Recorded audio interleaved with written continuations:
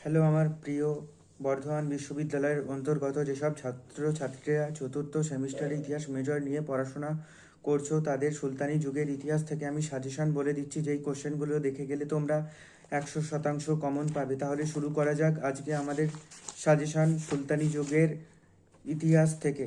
প্রথম সুলতানি যুগের ইতিহাস থেকে প্রথম যেই কোশ্চেনটা দেখবে সেটা হলো ইলতুৎমিশকে কেন দিল্লি সুলতানির প্রকৃত প্রতিষ্ঠাতা বলা হয়।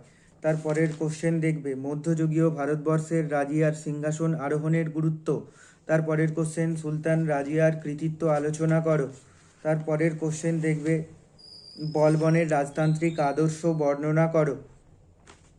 তারপরের কোশ্চেন গিয়াসউদ্দিন বলবনের সমস্যাবলী আলোচনা করো। শাসক হিসাবে আলাউদ্দিন খলজির কৃতিত্ব আলোচনা করো। তারপরের কোশ্চেন দেখবে আলাউদ্দিন খলজির রাজত্ব নীতি আলোচনা করো।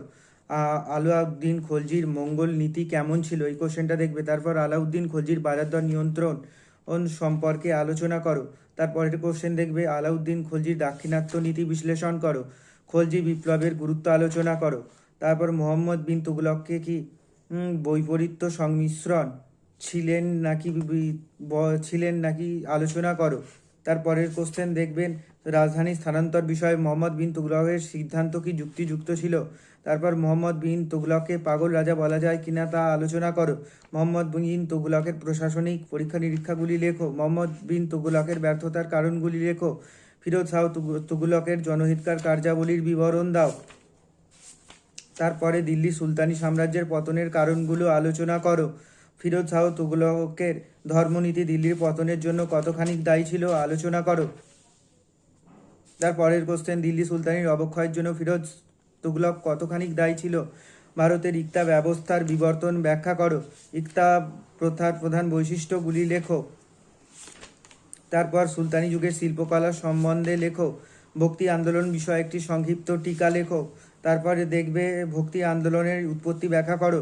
ভক্তিবাদের প্রচারক হিসাবে শ্রী চৈতন্যদেবের ভূমিকা আলোচনা করো। সুফিবাদের উৎপত্তি সম্পর্কে আলোচনা করো। তারপর সুফি ও ভক্তি সন্তদের মতবাদের সাদৃশ্যগুলি আলোচনা করো। বিদেশি পর্যটকদের বিবরণের ভিত্তিতে বিজয়নগরের আর্থসামাজিক ব্যবস্থা আলোচনা করো। তারপরের কোশ্চেন দেখবে বিজয়নগরের শাসক কৃষ্ণদেব রায়ের কৃতিত্ব আলোচনা করো। তারপর বিজয়নগরের সাংস্কৃতিক জীবন সম্পর্কে সংক্ষেপে আলোচনা করো। তালিকোটের যুদ্ধের কারণ কি আলোচনা করো। ও তারপরে বিজয়নগর ও বাহমনি রাজ্যের মধ্যে সংঘর্ষের কারণ লেখো। বাহমনি রাজ্যের সংহতি সাধনে মাহমুদ গাওয়ানের অবদান মূল্যায়ন করো। তারপর ইলিয়াস শাহীর বংশের অবদান আলোচনা করো। ইলিয়াস শাহীর আমলে